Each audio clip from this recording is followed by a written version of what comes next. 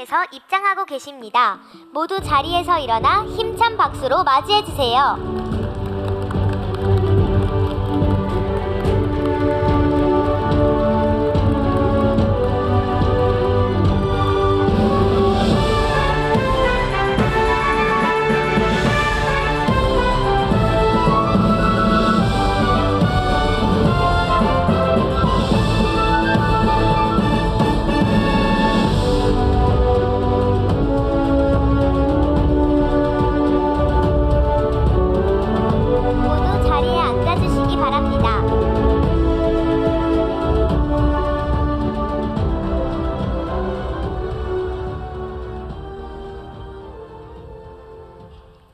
안녕하세요. 이번 2025 대한민국 지방시대 엑스포에서 제3회 지방자치 및 균형 발전의 날 기념식의 진행을 맡은 사회자 황세린, 오은율입니다.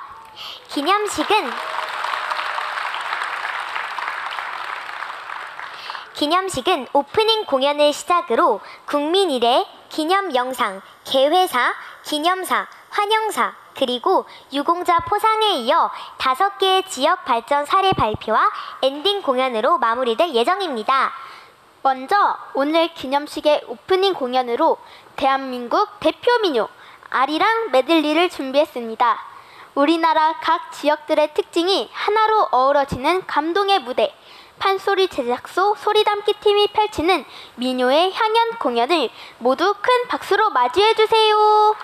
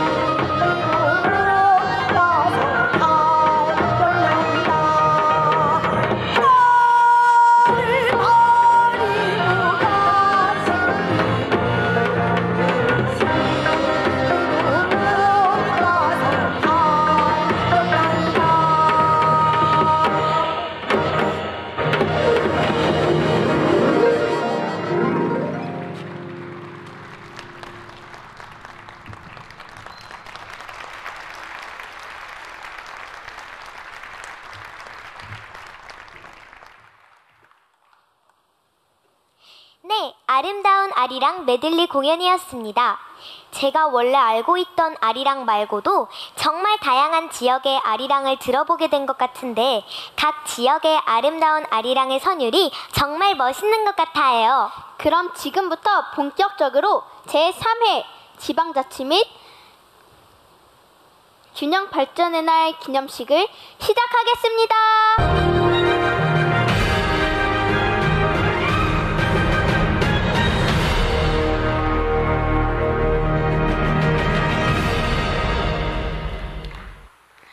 오늘 이 자리에는 국무총리, 지방시대위원장, 각 부처 장관, 행정안전부 장관, 시도지사, 시도교육감, 시도의회의장, 기초단체장, 기초의회 대표께서 함께해 주고 계시는데요. 2025 대한민국 지방시대 엑스포를 위해 모두 한자리에 함께해 주셔서 더욱 뜻깊은 것 같아요.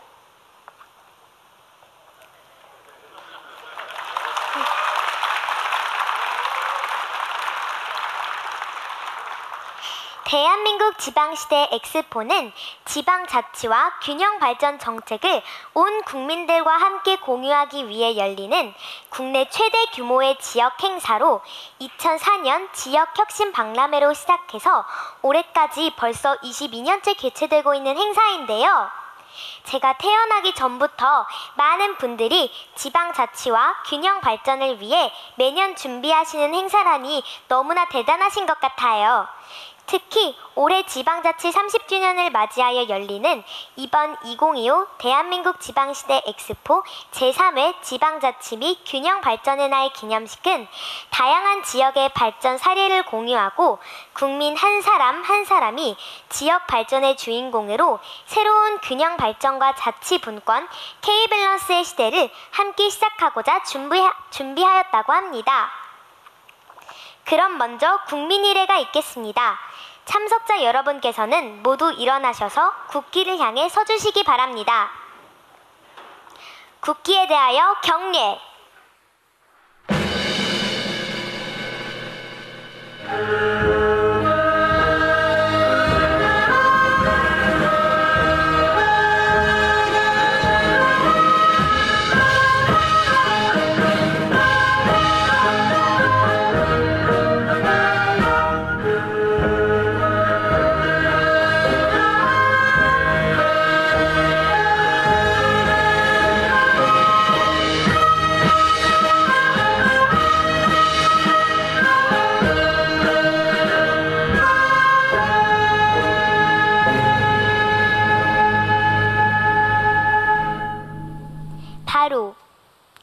이어서 애국가 제창이 있겠습니다. 애국가는 반주에 맞춰 1절만 부르겠습니다.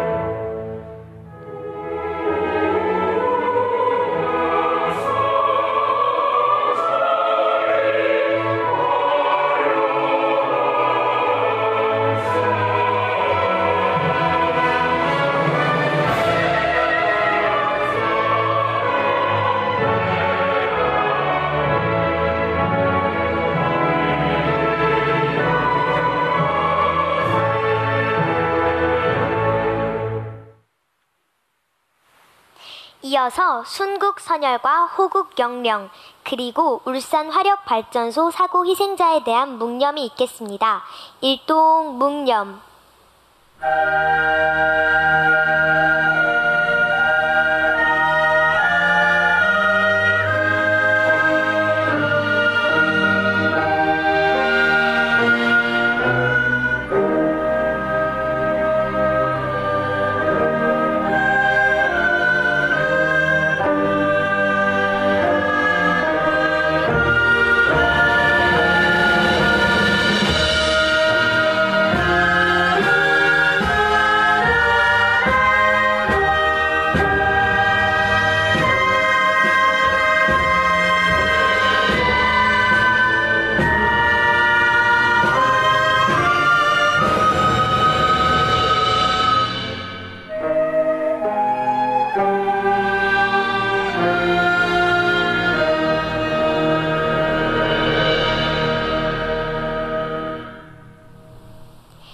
바로 모두 자리에 앉아주시기 바랍니다.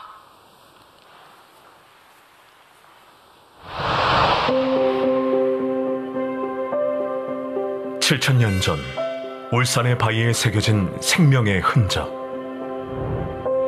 사람과 자연이 함께 머물던 공존의 시간 위에 대한민국의 또 다른 역사가 새겨집니다.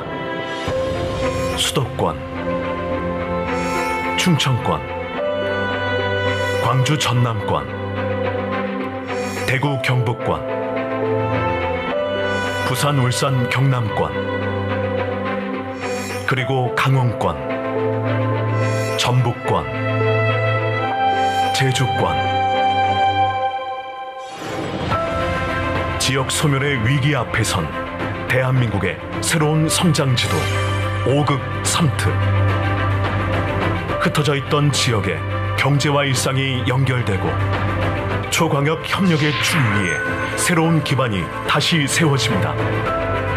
지역이 살아 움직이고 도시와 농산어촌이 서로의 빛을 더하며 대한민국의 균형 성장 지도를 그려갑니다. 지역이 중심이 되는 상생의 대한민국. 5극 3특의 토대 위에서 지방시대의 새로운 미래가 열립니다.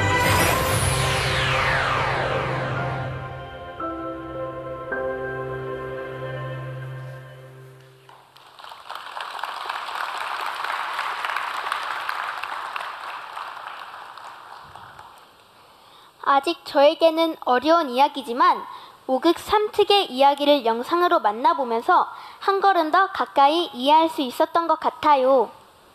다음으로 김경수 지방시대 위원장님의 개회사가 있겠습니다. 김경수 지방시대 위원장님께서는 무대 위로 올라와 주시면 감사하겠습니다.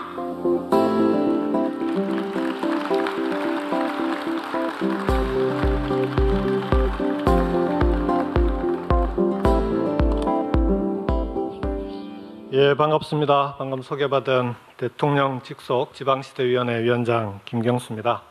우선 개회사에 앞서서 지난 6일 울산 화력발전소 붕괴 사고로 인해서 희생되신 분들의 명복을 빕니다.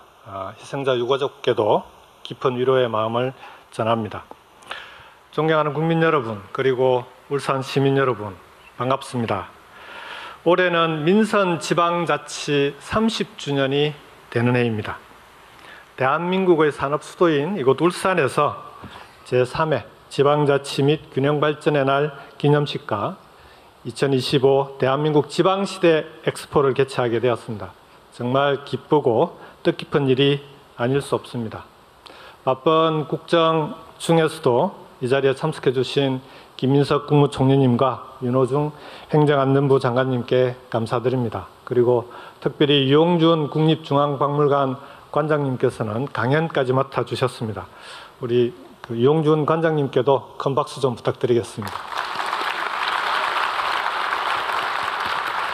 아울러 이번 행사에 협조를 아끼지 않으신 김두겸 울산시장님과 110만 울산 시민 여러분께 진심으로 감사를 드립니다. 그리고 행사에 함께해 주신 여러분들과 탁현민 총감독을 포함한 행사 관계자 여러분께도 진심으로 감사드립니다. 특별히 여러분들께서 격려의 박수를 좀 주셔야 될 분들이 있습니다. 정부 행사에서 행사 전체의 본 MC를 어린이들이 맡은 건 이번 행사가 처음입니다. 우리 MC를 맡고 있는 두 어린이에게 큰 박수 좀 부탁드리겠습니다. 네. 국민 여러분, 지금은 대한민국이 수도권 과밀과 지역 소멸이라는 이중의 위기에 직면해 있습니다. 수도권은 혼잡과 과밀로 경쟁력을 잃어가고 지방은 청년이 떠나가고 있는, 그래서 소멸을 걱정해야 되는 그런 처지에 있습니다. 이 악순환의 고리를 이제는 끊어내야 합니다. 우리 이재명 정부는 이 위기를 정면으로 돌파하고자 합니다. 과거와는 다른 새로운 국가 균형 성장 전략인 5극 3특 권역별 메가시티 전략을 통해서 이 전략을 국정의 최우선 과제로 제시하고 강력하게 추진하고 있습니다.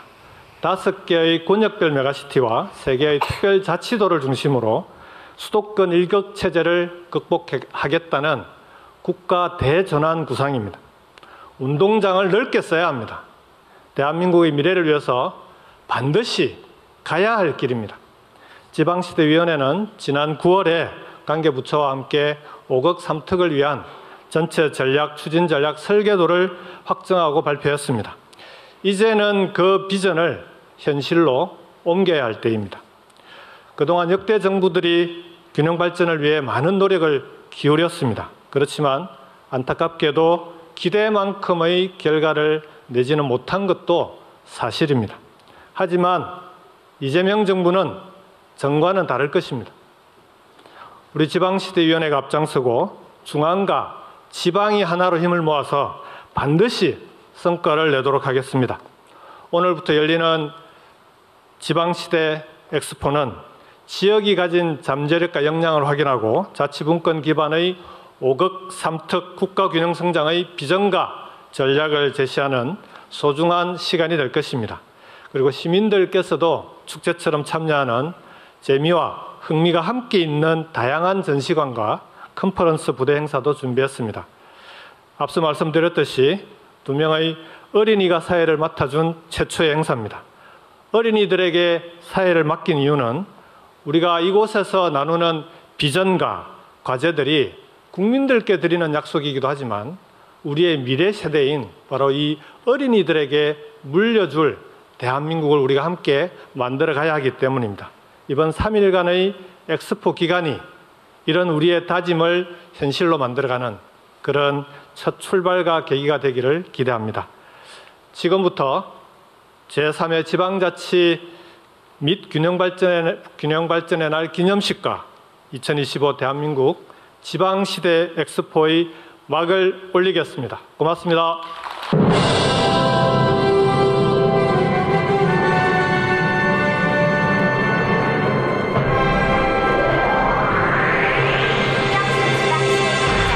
감사합니다. 이어서 김민석 국무총리님께서 기념사를 하시겠습니다.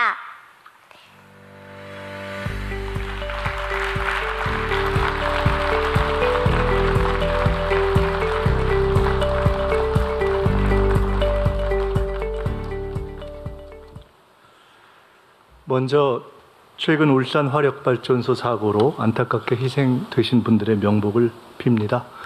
유가족 여러분들께도 깊은 위로의 말씀을 드립니다. 대한민국 최대 지역박람회 2025 대한민국 지방시대 엑스포 개최를 축하드립니다. 울산이어서 더 특별한 의미가 있습니다. 산업화의 심장이었고 이제 AI 산업의 중심지로 도약하고 있습니다. 이번 엑스포에는 각 지역의 정책과 매력을 살펴볼 수 있는 전시와 함께 균형성장 컨퍼런스 그리고 다양한 관람객 참여 행사도 마련되어 있다고 들었습니다. 저도 기념식을 마치고 전시장과 5급 3특 미식회를 둘러볼 예정입니다. 김경수 지방시대위원장님, 김두겸 울산시장님, 윤호중 행정안전부 장관님과 모든 분들에게 특별히 감사를 드립니다. 이곳 행사장에 와서 세 가지가 눈에 띄었습니다. 우선 조금 전에 우리 김경수 위원장님 말씀 주신 것처럼 대한민국 최초의 훌륭한 어린이 사회자들입니다. 다시 한번 박수 부탁드립니다. 아마도 주최 측이 이렇게 어린이 사회자들께 사회를 맡기신 이유는 새롭게 봐라 하는 뜻이 아닐까 생각됩니다. 두 번째로는 아마 TV로 보시고 계신 분들은 모르실 수도 있지만 제가 지금 말씀을 드리고 있는 이 무대가 360도 회전하고 있습니다. 처음에는 조금 어지러웠습니다. 그런데 아마도 이렇게 하시는 것은 골고루 봐라 하는 뜻이라고 생각합니다. 세 번째로는 저기 걸려있는 K-밸런스라는 이번 엑스포의 구호입니다. 밸런스가 돼야 진정한 K가 된다는 뜻일 것이고 그리고 균형 있게 봐라 하는 뜻이라고 생각이 들었습니다. 새롭게 보고 골고루 보고 균형 있게 보라는 이번 엑스포의 뜻을 깊이 새기겠습니다. 존경하는 국민 여러분, 30년 전에 본격적인 민선 지방자치가 시작되었습니다. 지역 일꾼을 주민이 직접 선택했고 지역의 일을 스스로 결정하는 자치의 시대가 시작되었습니다. 30년이 지났습니다. 하지만 오늘의 현실은 녹록하지 않습니다. 수도권으로 인구와 자원이 과도하게 집중되어 있고 지방은 고령화, 인구 감소로 소멸 위기에 처해 있습니다. 이대로는 안 됩니다. 지방이 살아야 나라가 삽니다. 이재명 대통령께서는 균형 발전은 지방에 대한 일시적인 배려나 시혜가 아니다. 국가의 생존을 위한 핵심 전략이다라고 강조하셨습니다. 전국을 5대 초광역권과 3개 특별자치도로 재편하는 5극 3특 중심의 균형 성장 전략을 추진할 것입니다. 초광역 단위로 전략산업을 선정해서 패키지로 지원하고 인재 육성, 창업 벤처 생태계 지원을 통해 선순환하는 경제를 실현하겠습니다. 초광역 단위가 하나의 생활권으로 연결되도록 거점 도시를 연결하는 교통망을 구축하고 주거, 의료, 복지 서비스를 연계하겠습니다. 지방 재정, 주민 자치, 자치 입법 등 지방 정부의 실질적 자치권을 대폭 확대하도록 하겠습니다. 전국 어디서나 국민의 삶이 고르게 보장받고 모든 지역이 조화롭게 성장하는 나라, 새롭게 보고 골고루 보고 균형 있게 보면서 그런 지혜와 역량을 모아주십시오. 오늘 이 자리가 균형과 자치의 새로운 미래를 만들어가는 새로운 출발점이 되기를 기대합니다. 정부는 여러분과 함께하겠습니다. 감사합니다.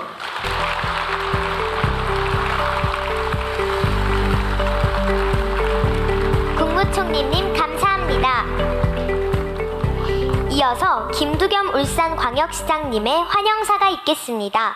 김두겸 시장님께서는 무대 위로 올라와 주시면 감사하겠습니다.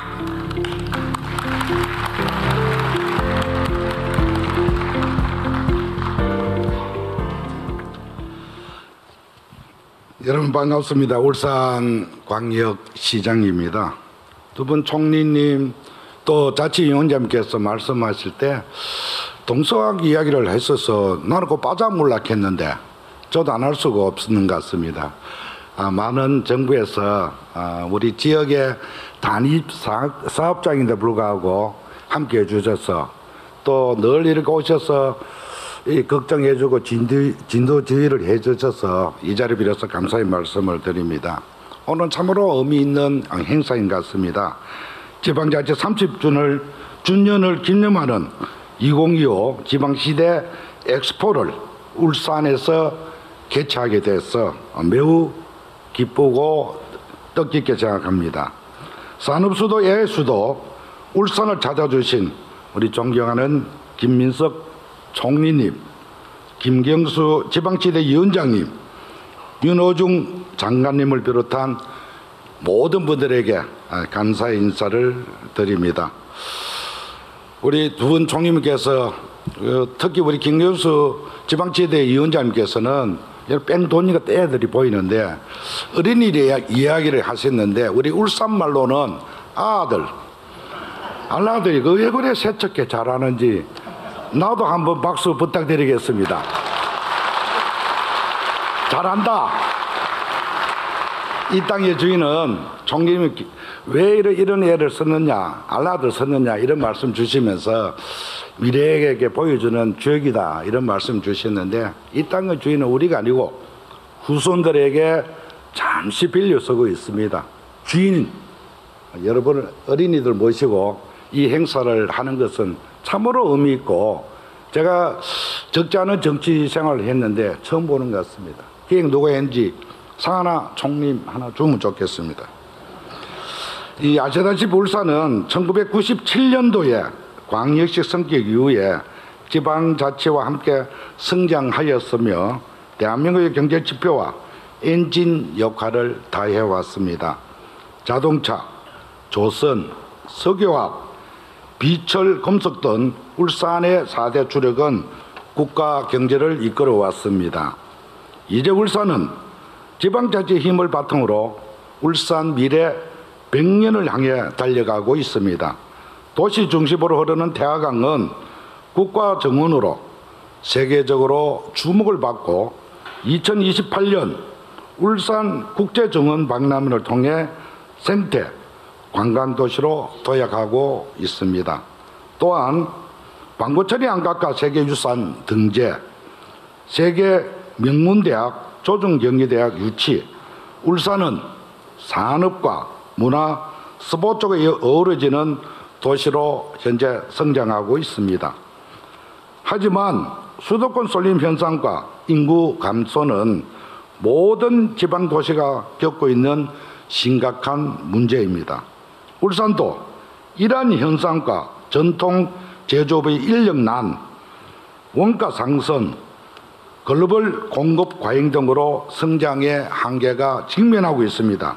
이런 가운데 AI 수도 울산은 산업 전반에 AI를 접목하고 제조 혁신으로 대한민국 제조 AI 도시로 AI 수도로 전환하는데 온 힘을 쏟고 있습니다. 아시다시피 SK AI 데이터 센터는 27년 가동을 목표로 하고 있으며 향후에 1기가까지 확장 계획도 현재 진행 중에 있습니다. 지난 60년간의 제조 기술 데이터로 축적이 되어 있고 또 AI 확산에 꼭 필요한 에너지도 다양하게 울산은 갖춰가고 있습니다.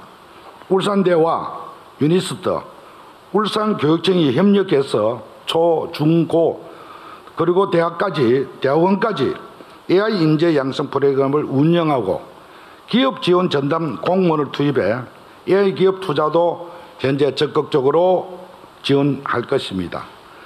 데이터, 에너지, 인재의 삼박자를 갖춘 울산은 대한민국이 AI 3대 강국으로 도약하는 데 중심 역할을 하겠습니다. 울산은 산업과 AI뿐만 아니라 자연환경 역시 아름다운 도시이기도 합니다. 사계절 아름다운 영남 알프스와 푸른 동해와 동해, 대왕남, 그리고 해가 가장 먼저 뜨는 간절곶, 유네스코 등재된 방구천의 안각화, 태화강 국가정원 등 이번 엑스포 방문을 통해 울산의 산업과 문화, 자연을 함께 느끼시길 바랍니다. 참고로 일반 국민들은 울산하면은 공장만 있는 것으로 아는데 자연과 천혜의 자연이 잘 노린 곳이 울산입니다. 총리님, 공장만 있는 것이 아니고 진짜 멋진 곳이 울산입니다. 여기 찾아보면은 은근히 막걸리처럼 취하는 것이 너무 잘 되는 곳이 울산입니다. 꼭 한번 둘러봤으면 좋겠습니다. 엑스포로 찾아주신 모든 분들께서 울산에 한번 매력에 막걸리처럼 한번 은근히 한번 취했으면 좋겠습니다. 제가 이런 억지로 권한 것이 아니고요. 혹시 안 보고 가면은 후회하실 것 같아서 제가 첨언해서 말씀을 드립니다. 다시 한번 이 행사에 참여해 주신 모든 분들에게 감사의 말씀을 드리고 이번 행사가 우리 울산과 대한민국 미래의 비전을 제시하는 그런 행사가 되었으면 좋겠습니다. 마지막으로 우리 총리님 또 자치위원장님 또 행안부 장관님과 계시는데 지방자치가 시작한 지가 30주년이 됐습니다. 이미 지방의 여러 가지 역량들을 많이 키웠고요. 이 5급 3특에 대한 부분도 우리 지방정부에서는 적극적으로 환영하고 또 함께 하겠습니다. 근본은 선협력 후 통합이기 때문에 더더욱 정부 정책에 저희들 적극적으로 함께 하겠다는 말씀을 드리고 여기에 딱 한 가지가 있습니다. 지방정부가 잘 되면 우리나라가 잘 되고 튼튼하다는 건 다 알고 계시는데 빠지는 부분이 있습니다. 정부가 갖고 있는 권한들을 모든 권한을 지방에 좀 많이 이양을 해주면 된다. 국토이용권, 자치행정권, 자치입법권 그리고 일부 되는 자치조세권까지만 준다면은 지방은 자연적으로 경쟁력을 갖추어 나갈 것이다. 간곡히 우리 행안부 장관님 제가 부탁드립니다. 오늘 다시 한번 자리를 함께 해주신 모든 분들에게 진심으로 환영하고 감사의 말씀을 전합니다. 고맙습니다.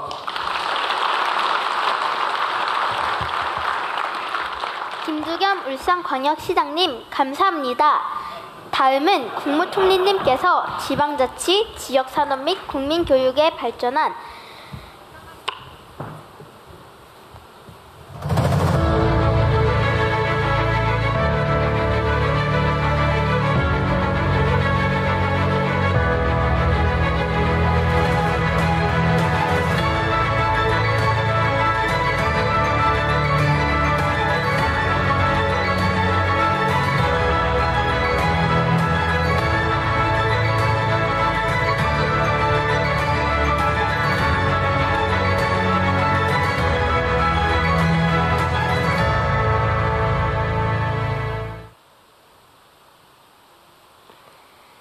다음은 국무총리님께서 지방자치, 지역산업 및 국민교육 발전에 기여한 유공자에 대한 정부 포상을 수여하시겠습니다.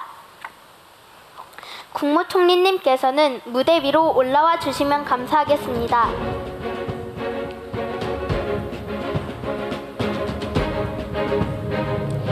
오늘 수상자는 모두 10분과 2개 단체입니다.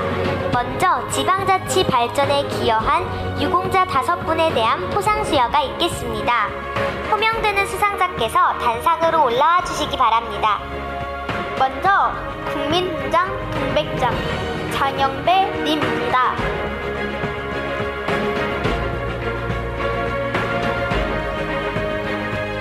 훈장증 전라남도 나주시 빛가람동 제3통 통장 장영배. 귀하는 지방자치 역량 강화를 통하여 국가사회 발전에 이바지한 공로가 크므로 대한민국 헌법에 따라 다음 훈장을 수여합니다. 국민훈장 동백장 2025년 11월 19일 대통령 축하합니다.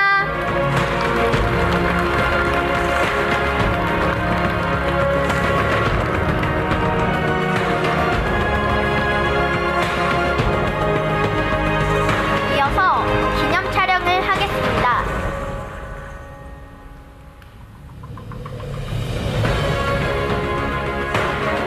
수상자께서는 자리로 돌아가 주시기 바랍니다. 다음은 홍조 근정훈장 홍준현님입니다. 홍조 근정훈장 중앙대학교 교수 홍준현. 이하 내용은 같습니다.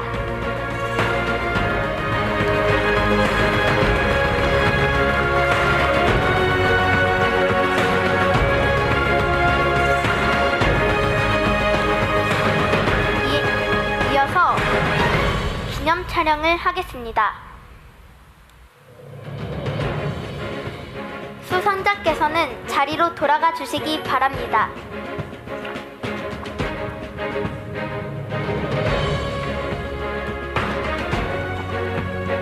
다음은 국민보장 김성호님입니다. 국민보장 대구광역시 달서구 상인일동 주민자치위원회 위원장 김성호.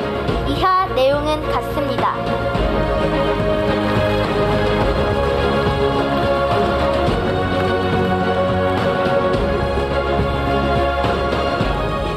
이어서 기념 촬영을 하겠습니다.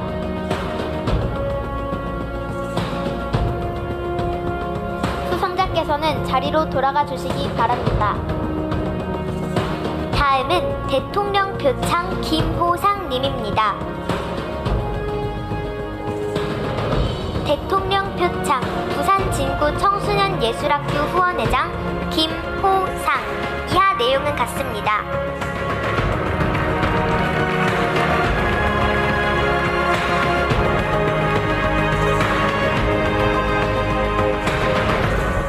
이어서 기념 촬영을 하겠습니다.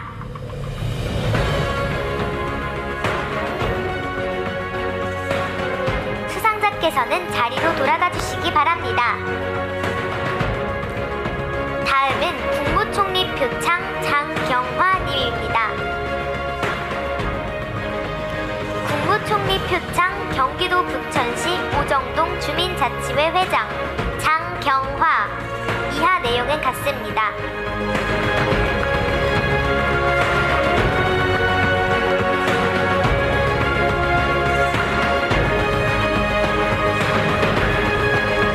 이어서 기념 촬영을 하겠습니다.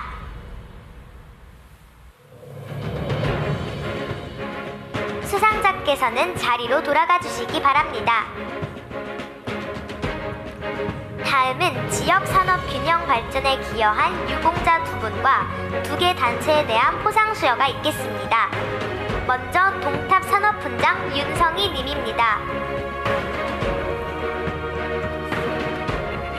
훈장증 DY 덕양 주식회사 부회장 윤성희. 귀하는 지역산업진흥을 통하여 국가산업 발전에 이바지한 공로가 크므로 대한민국 헌법에 따라 다음 훈장을 수여합니다. 동탑산업훈장 2025년 11월 19일 대통령 축하합니다.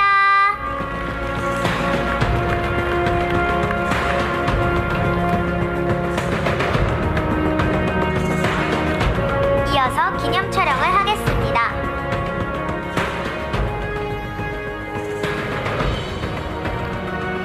수상자께서는 자리로 돌아가 주시기 바랍니다. 다음은 산업포장 황인수 님입니다.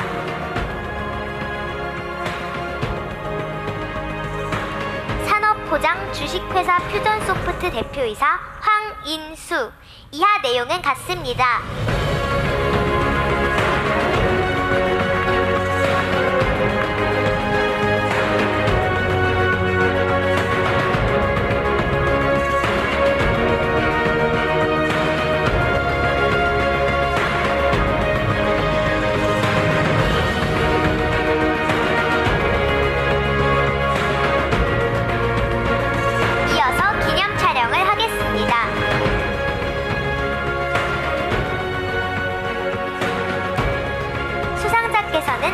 돌아가 주시기 바랍니다.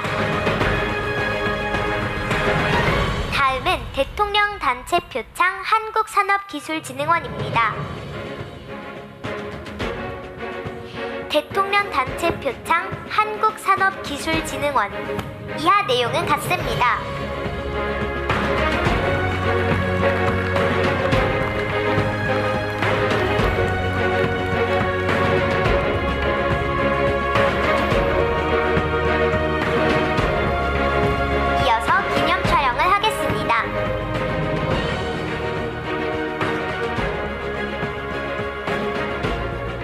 수상자께서는 자리로 돌아가 주시기 바랍니다.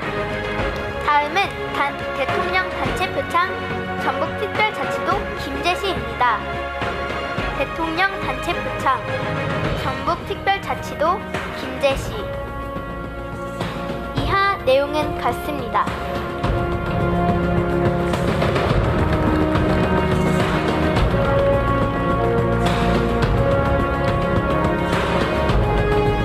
이어서 기념 촬영을 하겠습니다. 수상자께서는 자리로 돌아가 주시기 바랍니다. 다음은 국민교육의 발전에 기여한 유공자 3분에 대한 포상 수여가 있겠습니다. 먼저 국민훈장 무궁화장 홍사건님입니다. 훈장증 학교법인 한빛학원 이사장 홍사건. 귀하는 국민교육 향상을 통하여 국가 사회 발전에 이바지한 공로가 크므로 대한민국 헌법에 따라 다음 훈장을 수여합니다. 국민훈장 무궁화장 2025년 11월 19일 대통령 축하합니다.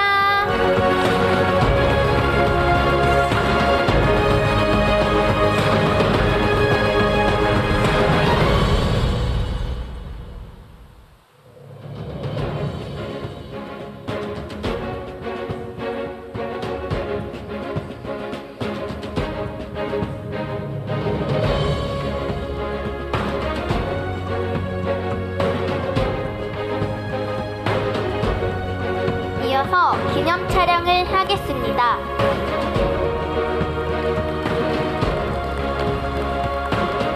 수상자께서는 자리로 돌아가 주시기 바랍니다.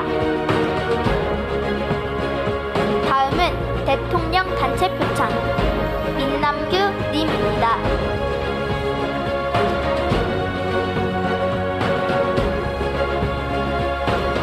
대통령 표창 주식회사 K디캡 대표이사 민남규. 이하 내용은 같습니다.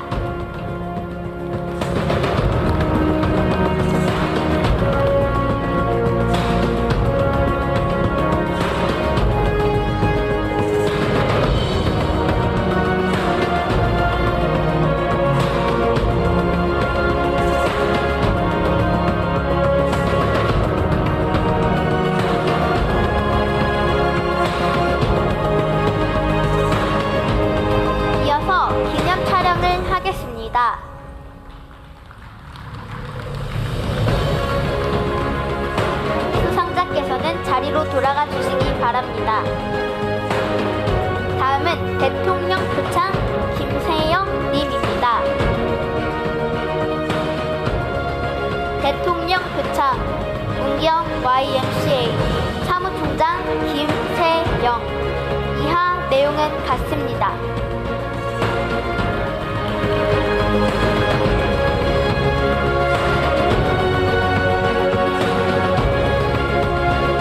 이어서 기념 촬영을 하겠습니다.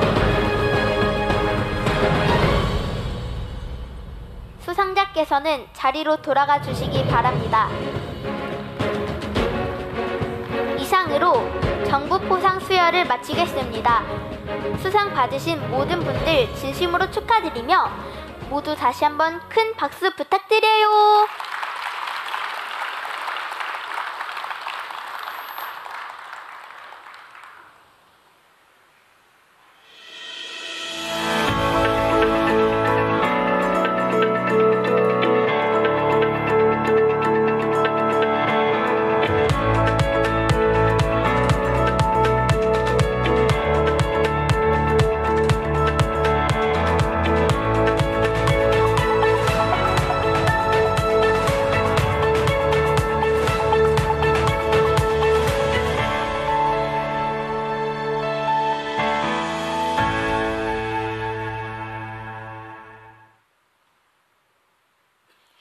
네, 지금부터는 작은 시작, 큰 변화, 서울에 없는 지방 이야기를 주제로 지역 발전 사례 발표를 진행하려고 하는데요. 먼저 행안부 장관님의 민선 지방자치 30주년 비전 발표를 진행하겠습니다. 이어서는 산업기업, 문화관광, 농산어촌, 창업인재 4개 분야별로 각 지역의 특색을 살려 다양한 변화와 발전을 이끌어가고 있는 대표자분들의 이야기를 들어보는 시간입니다. 작은 시도가 큰 변화를 만들고 지역의 다양성과 잠재력이 대한민국의 성장 동력이 되는 시간, 지금부터 함께 들어볼까요?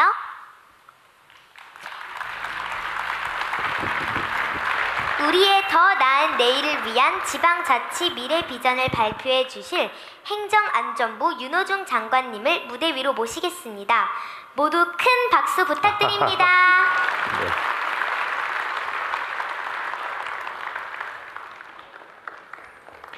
네, 행정안전부 장관 윤호중입니다.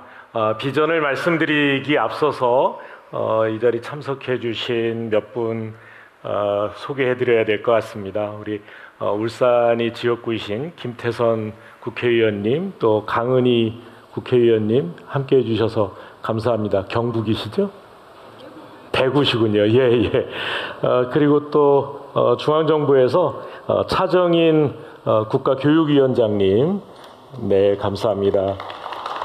또 이제 나중에 우리 박물관장님은 또 다른 순서가 있으니까요. 이선호 우리 자치발전 비서관께서 이 대통령 비서실을 대표해서 참석하고 계십니다. 감사합니다. 네, 저는 오늘 여러분과 함께 대한민국 지방자치의 미래를 이야기해보고자 합니다. 1995년 제1회 전국 동시 지방선거로 민선 지방자치가 본격 실시된 지도 어느덧 30년이 지났습니다. 지방자치가 시작된 이후 우리는 지역의 대표를 직접 선출하고 지방정부는 상급기관 승인이 아닌 지방의회 의결에 따라 업무를 처리하고 있습니다. 지난 30년간 지방자치는 우리 삶에 많은 변화를 가져왔습니다. 전국 각지에 다양한 명소와 축제가 생겼고 우수한 지역 사업들을 통해 각 지역의 특색 있는 발전도 이루어졌습니다. 지방정부가 주민을 위해 일할 수 있는 재원과 권한도 늘어났고 주민의 요구에 신속하게 반응할 수 있는 온라인 행정 시스템도 구축되었습니다. 주민자치회를 비롯한 다양한 주민 참여 제도도 도입되어 있습니다. 그렇다면 이러한 성과를 국민 여러분은 어떻게 인식하고 계실까요? 지난 8월 실시한 국민 2,000명 대상 설문조사 결과를 보시겠습니다. 국민 여러분의 70% 이상이 지방자치를 알고 계시다고 답하셨지만 지방자치의 성과를 체감하고 답하신 분은 36%에 그쳤습니다. 또한 실제 지방자치에 참여한 경험이 있는 분은 14% 수준에 불과합니다. 이는 지방자치를 통해 자신의 삶이 나아졌다고 체감하는 국민 여러분이 많지 않다는 의미일 것입니다. 지난 30년간 지방자치는 행정기관 중심의 제도적 발전을 이루었지만 국민 여러분이 기대하는 지방자치는 지역 경제의 성장, 또 인구 감소에 대한 대응 등 실제 우리 삶을 바꾸는 변화에까지 이르진 못한 것 같습니다. 지금 우리는 저출산과 고령화, 또 수도권 집중과 지방 소멸 등 복합적인 위기에 직면해 있습니다. 이 문제들은 중앙정부의 노력만으로 해결할 수 없습니다. 지역이 스스로 해결하고 또 중앙은 이를 뒷받침하는 구조가 필요합니다. 이제 우리 지방자치는 획기적인 변화를 추구해야 하는 시대적 상황에 놓여 있다고 할 수 있습니다. 새로운 30년을 이제 준비해야 합니다. 앞으로의 지방자치는 참여, 연대, 혁신의 가치를 토대로 국민이 체감할 수 있는 변화를 만들어 나가기 위해 도약해 나가야 할 것입니다. 주민은 주권자로서 국민 삶과 직결된 정책을 직접 결정할 수 있어야 하고 지방정부는 중앙정부와 동반자적 관계 속에서 권한을 갖고 지역 문제를 스스로 해결할 수 있어야 합니다. 또 이 과정 속에서 국가 균형 성장을 이끌어낼 지역 역량이 함께 강화되어야 할 것입니다. 먼저 주민주권 지방정부를 구현하겠습니다. 주민자치회를 법제화하고 전국적으로 확산시키는 한편 주민의 직접 참여와 결정권을 보장하겠습니다. AI, 빅데이터 기반 플랫폼을 구축해 주민 참여의 문턱을 낮추고 주민 투표와 주민 소환의 실효성을 강화하여 주민이 직접 문제 해결하는 주체가 되도록 하겠습니다. 또한 사회연대경제기본법과 마을공동체기본법 등을 제정해서 연대와 공동체 정신을 회복하고 새마을금고 체질 개선 등 지역 차원의 발전 동력도 제도적으로 지원해 나가겠습니다. 다음으로 중앙정부와 지방정부의 동반자적 관계를 확립해 나가겠습니다. 우리 정부는 지방을 국정운영의 파트너로 인식하고 지방자치단체 대신 지방정부라는 명칭을 사용하기로 결정하였습니다. 지방정부의 위상에 걸맞게 산업, 고용, 국토 등 주민 체감도가 높은 핵심 국가 권한을 지방으로 과감하게 이양하고 국세와 지방세 비율을 개선하며 지방 교부세를 상향하는 등 강력한 재정 분권으로 이를 뒷받침하겠습니다. 지방의회는 명실상부한 주민의 대의기관으로서 자리매김할 수 있도록 지방의회법도 제정해서 의정 기능을 활성화하겠습니다. 마지막으로 국가 균형 성장을 위한 지역 역량을 강화하겠습니다. 5대 초광역권과 3개 특별자치도를 중심으로 국가 균형 성장 기반을 마련하겠습니다. 더 나아가 사회적 공감대를 바탕으로 인구 생활권 변화를 반영한 근본적인 행정체제 개편도 검토해 나가겠습니다. 또한 수도권으로부터의 거리, 지역 소멸 정도 등을 고려하여 세제와 보조율을 우대하는 비수도권 차등 지원 제도를 확립해 나가겠습니다. 지방 소멸 대응기금 투자 대상을 전면 개편하고 인구 감소 지역 지정 기준도 합리적으로 개선해 나가겠습니다. 이러한 목표를 달성하기 위해 추진 체계 정비에도 힘을 쏟겠습니다. 지방시대위원회의 자치분권 기능을 강화하고 5개년 종합계획을 체계적으로 추진해 나가겠습니다. 또한 중앙지방협력회의의 위상을 높여 중앙과 지방이 긴밀히 소통하고 협력하겠습니다. 지방이 살아야 나라가 산다는 절박한 각오로 진정한 지방자치 분권 국가를 향해 흔들림 없이 나아가겠습니다. 마지막으로 하나 같이 공유하고 싶습니다. 지난주 우리 정부는 대통령 기록관에 있던 대통령님 기록을 공개했습니다. 이것은 균형발전 정책을 처음 구상하셨던 노무현 대통령님의 친필 메모입니다. 생각을 바꾸자. 되는 쪽으로 생각하고 되게 하자. 기존 인식으로는 그림이 나오지 않는다. 늦은 감이 있다. 그러나 부담스러워 망설이던 정책을 총동원해서 사고의 한계를 넘어가는 정책이라는 의미를 두자라는 말씀이 있습니다.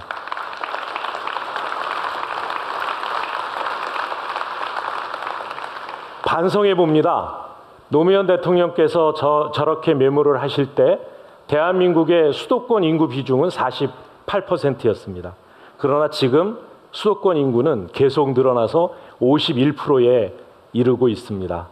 그동안 우리는 과연 기존 인식을 얼마나 벗어던졌던가, 생각을 정말 바꾼 것인가, 사고의 한계를 넘는 정책을 정말 써왔던 것인가, 지금까지 해온 것을 부정하고 하지 말자는 것이 아닙니다. 그것을 더 강하게, 더 힘차게 해나가면서도 우리가 그동안 이것은 진보 정책이다, 저것은 보수 정책이다, 이것은 낡은 것이다, 이것은 새 것이다 이러면서 채택하지 않았던 모든 정책, 모든 힘을 모아서 지방을 살리고 균형 발전, 자치 분권의 나라 만들어 나가는데 힘을 모아주시기 바랍니다. 감사합니다.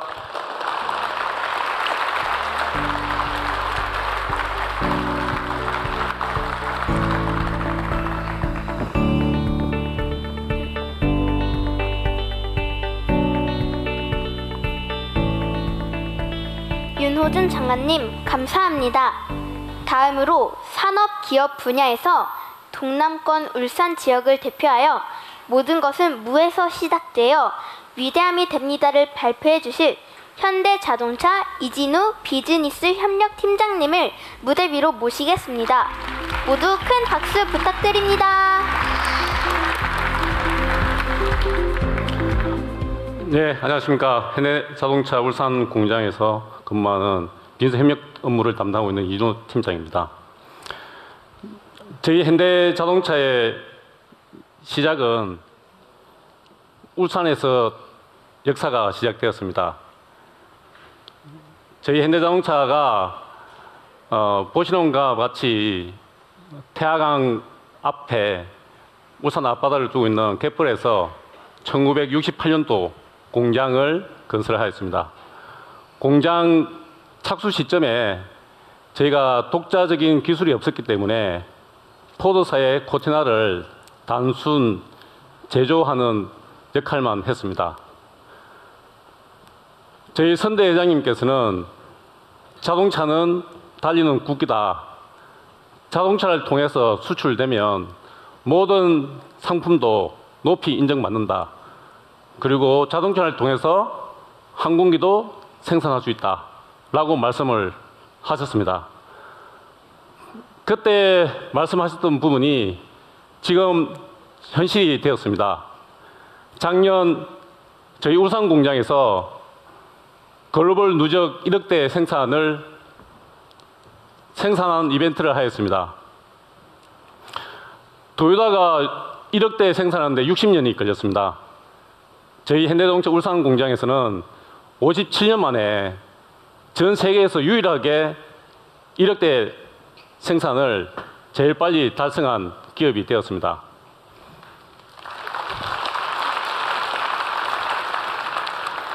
저희 현대자동차는 여기에 안주하지 않고 저희 현재 울산 공장의 규모가 150만 평에 3만 1000명, 연간 152만 대를 생산하는 전 세계에서 제일 큰 규모의 단위 공장으로 성장하였습니다. 이 모든 부분이 저희 현대자동차 단독으로만 되는 사항이 아닙니다. 저희 울산에서 저희 현대자동차 앞으로 미래의 신사업을 추진하기 위해서 울산시에서 공장 착수 전에 인허가 사항이 보통 2에서 3년이 걸립니다. 하지만 저희가 미래 신사업에 대해서 울산시가 적극적인 행정 지원을 통해서 1년 만에 달성을 할 수 있었습니다. 곧 지금 준공을 앞두고 있습니다. 12월 달에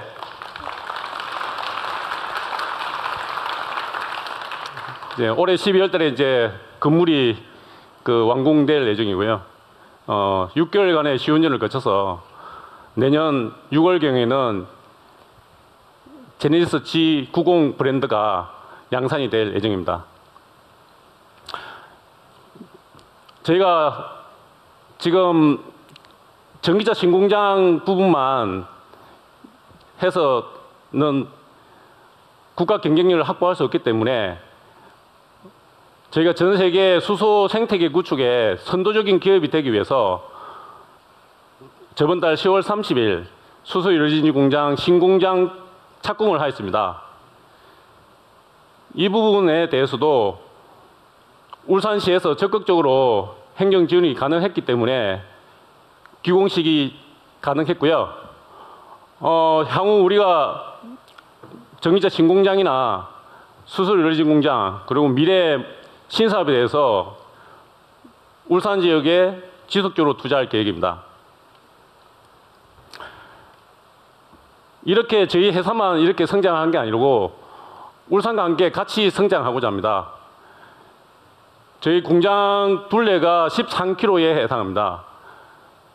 기존의 상막하고 회색 이미지의 공장 분위기를 벗어나 공장 외벽에 디자인을 감안한 외벽을 설치하고 공장 내 외부에 LED 해낭판을 설치하고 공장 외부에 있는 담장을 디자인 담장으로 개선 추진 중에 있습니다. 저희 현대자동차 울산 공장은 2005년부터 울산 지역에 사유공헌 사업을 추진 중에 있습니다. 처음 시작할 때에는 연간 10억으로 시작했지만 저희가 지역사회에 더 어려움이 필요한 부분에 더 도움을 드려야 된다는 생각으로 작년에는 35억 해서 총 누적 545억으로 노사기금을 운영 중에 있습니다. 저희가 지역사회에 필요로 하는 부분으로 지역사회와 교통안전, 미래세대, 친환경으로 해서 연간 40여 건으로 추진 중에 있습니다. 이와 별도로 저희 현대자동차 울산 공장에서는 매년 임금 협상을 합니다. 임금 협상에서 저희가 지역의 전통시장 활성화와 소상공인 경제에 도움을 위해서 전통시장 상품권을 구매 중에 있습니다. 12년부터 시작하여 지금 현재 누적 1,000억 원 정도가 전통시장 상품을 구매하고 있습니다. 앞으로도 저희가 지역사회 전통시장과 소상공인 활성화를 위해서 도움이 되는 역할을 하도록 하겠습니다. 저희가 속한 여기 울산은 수도권에 비해서 문화적인 부분이 많이 열악한 게 현실입니다. 저희 울산 공장에서 지역 시민과 협력사 분을 초청해서 매년 대규모 콘서트를 추진 중에 있습니다. 이 부분도 앞으로 지속적으로 될 수 있도록 계획 중에 있습니다. 저희 현대자동차 비전은 인류를 위한 진보입니다. 그 인류를 위한 진보가 우리 단독으로만 되는 게 아니고 울산 지역사회와 울산 시민이 사랑받는 기업으로 해서 지속적으로 전진 노력토록 하겠습니다. 네, 감사합니다.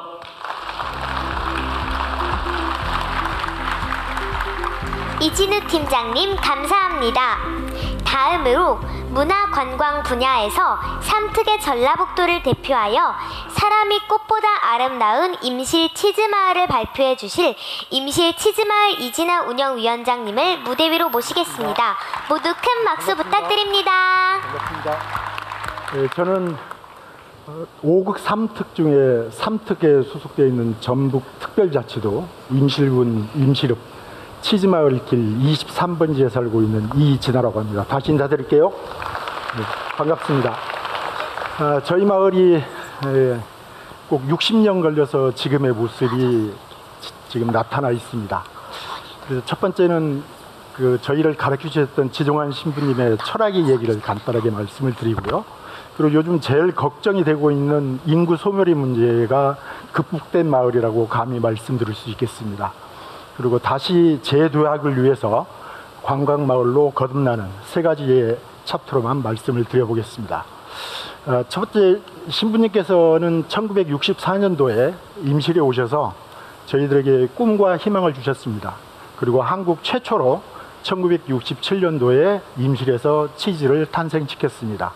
그 가치, 그 삶을 저희의 가슴에 품고 2000년도에 대한민국 최초의 목장용 육아군이 출발돼서 지금 현재 전국적으로 약 150개의 목장용 육아군이 확산돼서 운영되고 있습니다. 도시에서 오신 분들의 덕분에 마을에 수익이 생겨서 마을 아이들에게 2011년부터 매년 대학에 입학하는 아이들한테 입학 축하 장학금을 200만 원씩 줬습니다. 그 결과 아이들이 다시 돌아왔고 아마 가장 전국에서 젊은 마을이 아닌가 감히 이렇게 자랑을 하고 싶습니다. 신부님께서는 이렇게 말씀하셨습니다. 천국 가는 티켓을 확보했다 할지라도 두 발을 땅에 딛고 서 있는 한 경제 자립 중요하다. 지금 와서 생각해 보니까 천국 가는 티켓은 이재명 정부가 얘기했던 잘사니즘, 어떻게 하면 인간답게 살아갈 거냐. 그런데 두 번째, 즉 먹고 사는 문제가 해결되는, 즉 경제 자립을 저희들한테 알려주셨습니다. 그걸 부여잡고 꼭 60년간 몸부림쳤던 것 같습니다. 그래서 마음속에다 새겼던 것이 바로 이 글귀입니다. 우리 오늘 윤홍준 관장님 오셨는데 감히 앞에서 한문을 쳐서 너무 죄송합니다. 무근무역, 뿌리 없으면 절대 이파리 나오지 않습니다. 반대로 이파리 없어도 뿌리 못 삽니다. 그리고 뿌리가 나와야 잎도 나오게 돼 있고 잎이 있어야 뿌리가 삽니다. 이 개념을 마을에서 관광 사업을 할 때 과연 어떤 가치로 실현할까 고민을 하다가 이런 나무에다가 좀 비유를 해봤습니다. 가만히 생각해 보니 농촌은 뿌리의 역할을 하고 있었습니다. 그러나 우리가 지금 서울로 다 모여 있는 이 도시는 나타난 현상일 뿐입니다. 그것을 불교에서는 종체기용이라고 합니다. 드러난 현상은 반드시 돌아가라 그럽니다. 그걸 바로 소변주체라고 하죠. 그래서 즉 뿌리에서 올라간 양분을 먹고 자라난 도시는 무언가 하나는 이 땅으로 돌려보내야 됩니다. 저희들에게 화려함도 요구하지 않습니다. 큰 수확도 요구하지 않습니다. 그러나 단풍잎은 보내주셔야 됩니다. 그 걸음을 통해서 다시 뿌리도 성장하고 농촌도 성장한다고 저는 생각합니다. 그래서 이 가치를 놓고 대체 치즈마을에서는 농촌 체험관광이라는 것을 왜 하느냐 하는 것을 한번 정리해 봤습니다. 임실 치즈마을에 살고 있는 사람들의 삶과 치즈마을만이 갖고 있는 농촌다움을 통해서 우리 도시민들과 함께 자연의 순리가 어떻게 작동하고 있는지를 학습한 활동이라고 정의를 해놓고 앞에 있는 그림을 놓고 이렇게 노래 불렀습니다. 여러분께서는 도시의 단풍잎으로 치즈마을에 오셨습니다. 이제 여러분의 발걸음을 통해서 우리 모두가 행복해지는 사랑의 길을 걷고 계십니다. 사람이 꽃보다 아름다운 치즈마을 사람들은 여러분의 방문을 환영합니다. 그리고 사랑합니다. 그랬더니 돈을 엄청 주고 가시더라고요. 그래서 마을이 소멸 걱정 없는 최초의 마을이 되지 않았나 저는 그렇게 감히 자부하고 싶습니다. 저희 마을의 총 인구수는 이번 내용을 준비하면서 읍사무소에서 부탁을 해서 주민등록상에 확인해 보니까 185명입니다. 남자 90명, 여자 95명입니다. 이 중에서 인구 분포를 보면 굉장히 물론 고령층도 많습니다만 젊은 세대가 많습니다. 그런데 주민등록상은 이렇게 돼 있지만 실제적인 것은 마을에서 장학금을 준 아이들 아니면 장학금을 받은 아이들까지 포함해서 작년 5월 30일 기준으로 해서 23명의 아이들이 대학을 졸업하고 마을로 돌아와 있습니다. 그 중에서 10명이 결혼했고 그리고 그 사이에서 13명이 태어난 마을입니다. 이런 마을이 있으면 저한테 소개해 주시면 감사하겠습니다. 가서 한번 배우고 싶습니다. 아무튼지 이러한 과정들을 통해서 마을이 행복해졌고 앞으로의 미래의 과정은 어떻게 하고 갈까 여러 가지 고민을 하고 있는데 돌아올 수밖에 없었던 이유는 바로 신부님이 가르쳐 주셨던 먹고 사는 문제를 저희들이 집중했기 때문이라고 감히 말씀을 드립니다. 총 마을 안에 28개소의 사업체가 있습니다. 그 중에서 치즈마을이라고 감히 말씀드릴 수 있는 목장형 육아국만 6개가 소재하고 있습니다. 그 안에 48명이 근무하고 있고요. 그리고 목장이나 마을 펜션, 채용 공방해서 총 100명이 현재 근무하고 있습니다. 또한 이런 마을이 혹시 있다 그러면 우리 장관님 소개 한번 해주시면 그 마을 가서 다시 한번 배우겠습니다. 아무튼 이러한 결론에 이르기까지는 저희 치즈마을 주민들만의 힘으로는 부족했습니다. 중앙정부의 적극적인 지원, 그 다음에 우리 특별자치도의 지원, 그리고 임실군의 그러한 지원이 함께 했기 때문에 우리 마을이 있지 않았나 이렇게 생각하면서 앞으로는 교육 관광마을로 거듭나기 위해 마을 안에 지정한 공동체 학교를 운영하고 있습니다. 혹시 기회가 되신다면 우리 총리님께서는 대통령 모시고 한번 마을에 와주셨으면 감사하겠습니다. 네, 이상으로 저희의 발표를 마치겠습니다. 고맙습니다.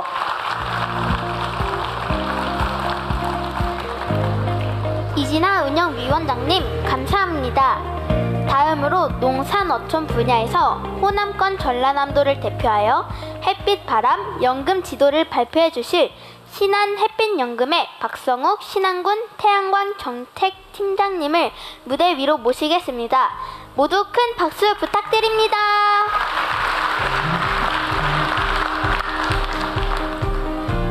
안녕하십니까. 신안군 태양광 정책팀장 박성욱입니다. 김민성 총리님을 비롯한 김경수 위원장님 및 내빈들을 모시고 햇빛연금을 소개할 수 있게 돼서 굉장히 큰 영광입니다. 햇빛연금 정책은 지역의 자원인 햇빛과 바람을 가지고 신재생 에너지 발전 사업을 지역 주민들도 참여해서 이익을 공유하는 걸로 기존에는 발전 사업자가 이익을 전부 다 가져가는 구조였습니다. 하지만 정책 시행 이후에는 주민들도 협동조합을 통해 발전 사업에 참여함으로써 이익을 공유하는 것으로 민선 7기 박우량 전 신안군수의 1호 정책인 신재생 에너지 개발이 공유제로부터 그 정책이 시작이 됐습니다. 2018년 10월 5일 신안군 신재생 에너지 개발이 공유 등에 관한 조례가 제정 이후 3년 후인 21년 4월에 전국 최초로 안자도 자라도 주민 3,400명에 1인당 12만 원에서 51만 원씩 햇빛연금을 지급을 시작으로 22년도에는 지도 사옥도 주민, 23년도에는 임자도 주민, 24년도에는 비금도 주민들에게 햇빛연금을 지급하기 시작했습니다. 또한 올해 10월에는 전국 최초로 자원도 주민 2,518명에게 바람연금을 1인당 10만 원에서 30만 원까지 지급하기 시작했습니다. 또한 현재 공사 중인 증도, 장산, 신의도는 26년 이후에 햇빛연금 지급을 목표로 하고 있습니다.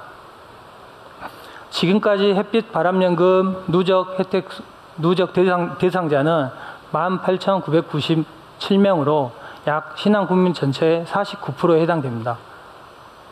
또한 누적 수익액 또한 300억이 돌파했습니다. 그 결과 2014년도부터 매년 1,000명 이상씩 인구가 계속 감소하던 신안군이 21년도 정책을 시행했을 때는 인구 감소폭이 한 300명대로 줄어들었다가 23년도와 24년도 2년 연속 인구가 증가하는 정책 효과를 봤습니다.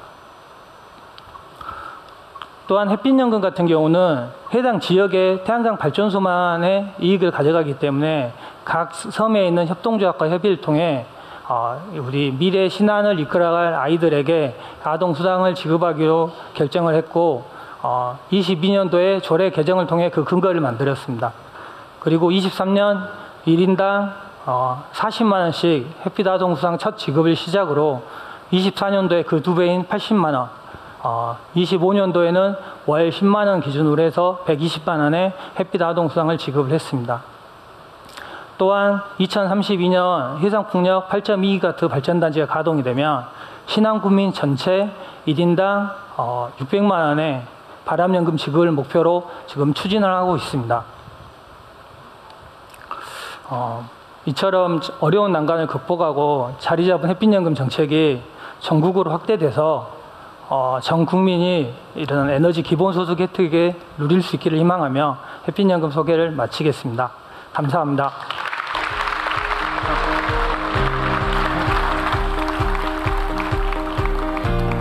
박성욱 태양광 정책팀장님 감사합니다. 마지막으로 창업 인재 분야에서 대경권 경상북도를 대표하여 창업 생태계 조성을 통한 지방 경제 활성화를 발표해 주실 포스텍 체인지업 그라운드의 박성진 교수님을 무대 위로 모시겠습니다. 모두 큰 박수 부탁드립니다.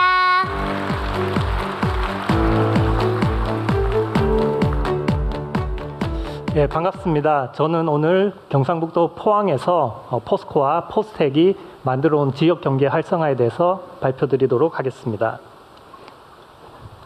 지역에서 이제 가장 중요한 부분 중에 하나가 이제 경제 활성화인데요. 경제 활성화는 이제 외부에서 기업과 투자를 유치하는 부분이 있고 내부에 어느 지자체든지 굉장히 많은 이제 R&D 비용을 쓰고 있습니다. 그것을 대기업이 지원을 해서 지역 경제의 창업 생태계를 만들어서 지역 경제 활성화하는 방안을 이제 포항에서 한 부분을 소개해 드리도록 하겠습니다. 이것은 이제 포항공대 캠퍼스입니다. 그 포항공대의 캠퍼스는 이제 40년 전에 박태준 회장님께서 이제 구축을 하시면서 50%는 대학교, 그리고 50%는 이제 포스코 연구소 이렇게 해서 산학협력을 자연스럽게 할 수 있게끔 설계가 되어 있습니다. 그리고 포스코에서 만들어 놓은 이제 연구 결과를 가지고 커머셜 플랜트, 100만 톤의 커머셜 플랜트를 만들기 전에 100분의 1로 작은 이제 파일럿 플랜트를 만드는데 이거는 연구라고 그래서 포항공대 캠퍼스 안에 공장을 만들 수 있는 그 역량이 또 있습니다. 그래서 포항공대에서 만드는 기초 연구를 포스코 연구소에서 실용화를 하고 또 체인지업 그라운드라고 하는 인큐베이팅 센터에서 창업을 하고 그러면 이제 그 제조 인큐베이팅 센터, 파일럿 플랜트에서 공장까지 만들어주는 이런 기초 연구에서 공장까지 만드는 전체의 그 프로세스를 다 구축한 유일한 이제 그 캠퍼스라고 이렇게 말씀드릴 수가 있겠습니다. 이건 이제 하나의 예인데요. 이제 그 포항공대에서 그 인공장기 기술을 개발을 했습니다. 이제 나이가 이제 고령화가 되기 때문에 인공장기가 필요한데요. 다음 설날에는 부모님한테 귀를 선물하세요. 심장을 선물하세요. 이런 날이 오고 여기에 핵심 기술이 바이오잉크입니다. 이 바이오잉크를 학생들이 만들 때는 0.5g을 2주 동안 만드는데요. 이것을 포스코가 이제 10억의 연구비를 통해서 2년 동안 연구를 해서 전자동 시스템을 만들어서 생산성을 50배 향상을 시켰습니다. 이렇게 해서 창업을 해서 작년에 그 벤처 왕중왕전에서 대상을 받았습니다. 그리고 이제 또 다른 하나는 메타물질, 투명망토를 만드는 메타물질이라는 그 기술인데요. 렌즈의 두께가 얇아지기가 이 굴절을 이용하면 굉장히 어렵습니다. 그렇지만 회절과 반사를 이용하면 모든 광학 부품을 1000분의 1, 10,000분의 1로 줄일 수 있는 미래 디스플레이의 핵심 기술이 이제 포스텍의 노준석 교수님이 개발을 했습니다. 그런데 이제 이것도 학생들이 할 때는 손톱만큼 작은 사이즈로밖에 못 하는데 포스코가 4년 동안 이제 40억의 연구비를 들여서 12인치 웨이퍼 사이즈로 전 세계에서 메타 물질의 처음 상용화를 성공을 했습니다. 그래서 이게 이제 세계 최고의 논문인 네이처 머티리얼스에 이렇게 이제 게재가 되고 전 세계에서 이제 주목을 받고 내년에는 포스코가 이제 차세대 사업으로 지금 창업을 기획을 하고 있고요. 반도체 연구를 하면 그거를 실질적으로 만들려면 굉장히 조단위 투자가 필요한데 그런 것들을 TSMC나 이렇게 파운더리를 하는 것처럼 메타 물질의 파운더리를 한번 해보자 이렇게 이제 진행을 하고 있습니다. 그리고 또 이제 이 제조 인큐베이팅 센터 공장을 만들어주는 이제 이 센터인데요. 처음에 이제 바이오 앱이라고 하는 회사는 식물을 가지고 이제 단백질을 만드는 회사인데 이 식물 단백질을 만드는 이 기초 연구는 포항공대 교수님이 하시지만 그럼 식물 공장을 만들어서 조도, 습도, 온도, 암 이런 것들을 컨트롤하는 거는 생명과 교수님 못 하시는 거죠. 이거를 이제 포스코가 공장을 만들어주고 또 그래핀이라고 하는 그 물질을 만들기 위해서 구리를 사용하는데 구리를 나중에 산으로 이제 녹여서 없애야 되는데 이걸 리사이클하는 기술을 또 포스코가 제공해서 원가를 절감을 하고 그래서 이제 그 세계 최초로 공장을 만들어주는 인큐베이팅 센터를 저희들이 이제 만들었고 또 중기부가 이걸 굉장히 좋게 생각을 해서 내년에는 10개 기업이 들어올 수 있는 이제 그 인큐베이팅 센터를 지금 구축을 하고 있습니다. 이 부분에 있어서 이제 미국, 이스라엘 VC들이 와서 우리나라에는 이제 이런 게 없고 한국이 제조를 잘하니까 우리나라의 소부장 기업들도 좀 데리고 오고 싶다 하는 그런 이제 글로벌 경쟁이 있는 그런 그 시설이라고 볼 수가 있겠습니다.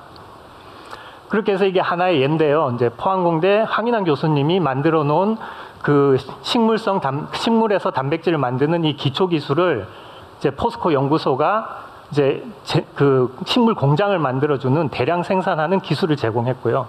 또 이게 이제 캐나다와 러시아 등에서 수출을 해달라는 의뢰가 있는데 작은 기업이 수출팀이 없으니까 포스코 인터내셔널이 이제 수출 대행을 해주는 그래서 기초 연구에서부터 해외 진출까지 공장까지 만들어주는 것을 포스코가 지원을 하게 되었습니다. 근데 이제 이런 기술들이 하나만 나오는 게 아니라 끊임없이 그래서 이제 실용화하는 기술들도 계속 나오고 또 제조 인큐베이팅 센터를 해주니까 수도권에서 공장이 포항으로 7개가 내려오게 됐습니다. 그리고 이제 또 포스코의 미래 신사업의 그 유니콘 후보 기업을 또 육성하는 이런 기업들이 계속해서 나오는 시스템을 하나의 벤처 기업이 아니라 계속해서 나오는 시스템을 저희들이 구축을 하게 되었습니다. 이 구축을 하니까 이제 서울대 총장님하고 보직 교수님들이 다 오셔서 포항공대 캠퍼스의 벤처 생태를 보셨어요. 그리고 이제 대전광역시에 그 전략실장님이 또 공무원들 모시고 오셔서 다 보셨어요. 똑같이 말씀하십니다. 지금 서울대학교에 제일 필요한 게 포스코고 포스코의 실용화 연구소 분소를 서울대학교 캠퍼스에 만들어 달라. 대전시의 미래가 포항에 있는지 몰랐다. 우리가 땅하고 예산을 댈 테니까 리스트 대전을 좀 만들어 달라. 다 기초 연구를 많이 하는데 기초 연구에서 상용화하는 시스템을 제공하는 것은 지금 포스코만 하고 있습니다.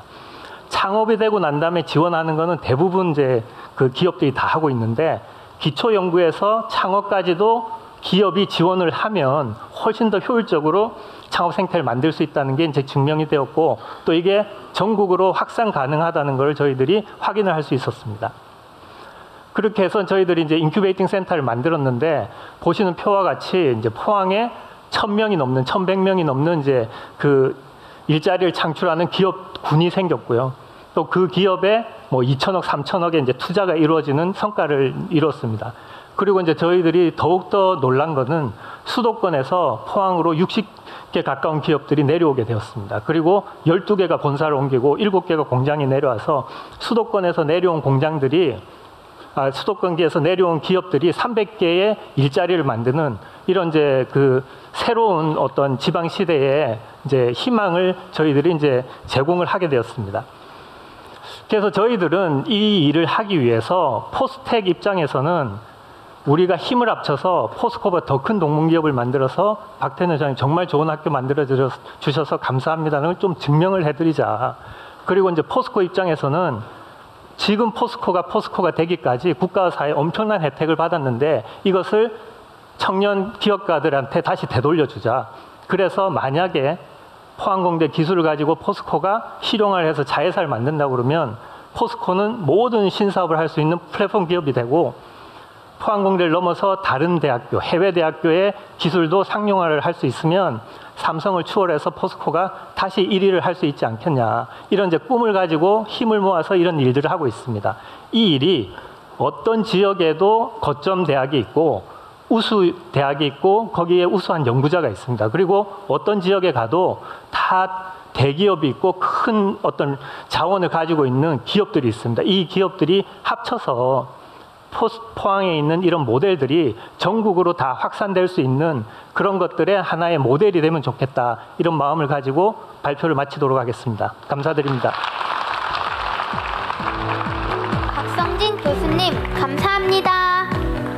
이렇게 각 분야별로 지역의 발전을 위해 노력해주신 분들의 이야기를 들을 수 있는 뜻깊은 시간이었습니다. 발표를 들으면서 앞으로 저와 우리 가족, 우리 동네, 우리 모두가 살아갈 대한민국을 위해 많은 분들이 계속해서 작은 날갯짓으로 큰 변화를 만들어가고 있다는 사실에 감사함을 다시 한번 느끼게 되는 것 같아요. 발표해주신 모든 분들께 다시 한번 큰 박수 부탁드립니다.